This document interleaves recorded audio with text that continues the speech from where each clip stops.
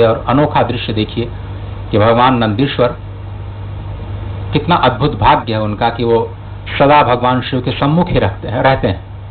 और इस स्वयंभू शिवलिंग की एक अद्भुत महत्ता एक और भी है कि जब भगवान सूर्य की किरणें उज्जैन में पहली बार आती हैं तो वो इसी शिवलिंग का अभिषेक करती हैं। भगवान सूर्य की किरणें जब अस्ताचल की तरफ जाती हैं तो स्वयं इस शिवलिंग का अभिषेक करती हुई जाती है।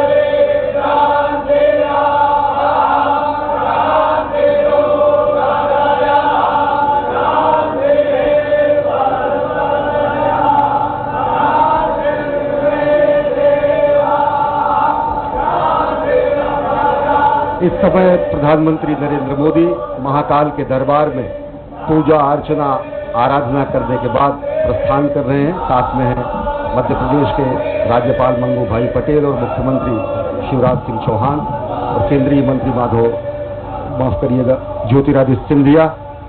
और विलक्षण क्षण का साधारण, अद्भुत और अलौकिक और अकल्पनीय क्षण समूची विश्व मानवता के लिए, क्योंकि एक स्वप्नद्रष्टा के साधना का ये फल आज पूरी दुनिया देखेगी। एक राष्ट्र सेवक की साधना का कर्मफल भी आज दुनिया देखेगी। कर्मयोगी ने अभी आदियोगी को अपनी कार्यांजलि और पुष्पांजलि अर्पित की है। इसके बाद राष्ट्र सेवक समूचे राष्ट्र और मानवता को कार्यांजलि भी प्रस्तुत करेंगे जब वो महाकाल के लोक का लोकार्पण करेंगे, विश्वार्पण करेंगे।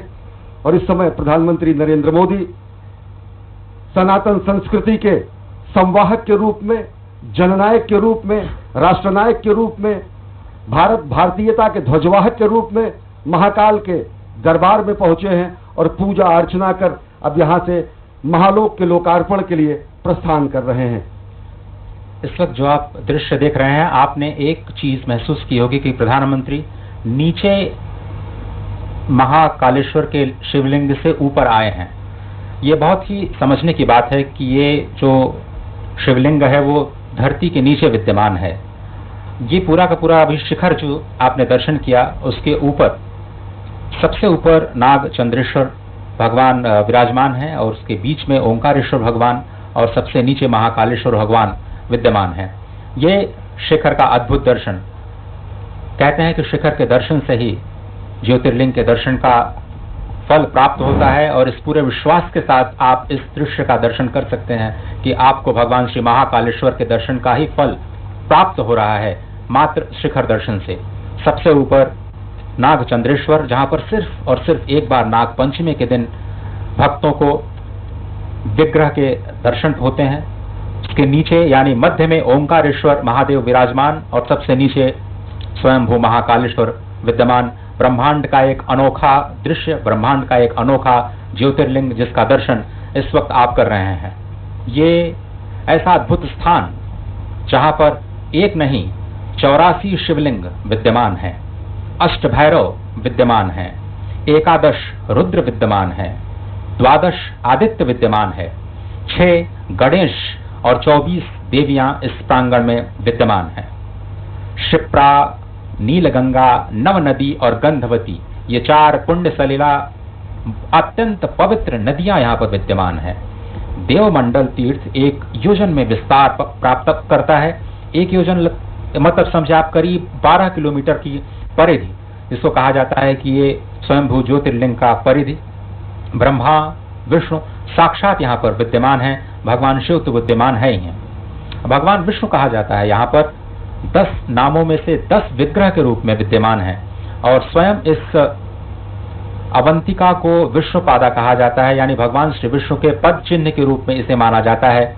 और ये 10 विग्रह जो नारायण यहाँ पर विद्यमान हैं, उनके नाम लेने से, नाम के श्रवण करने से भी अत्यंत पाप नाशन की ये जो नाम है वो बहुत ही पवित्र माने जाते हैं और वो नाम श्रवण करना बहुत आवश्यक हो जाता है इस मंदिर के परिसर से।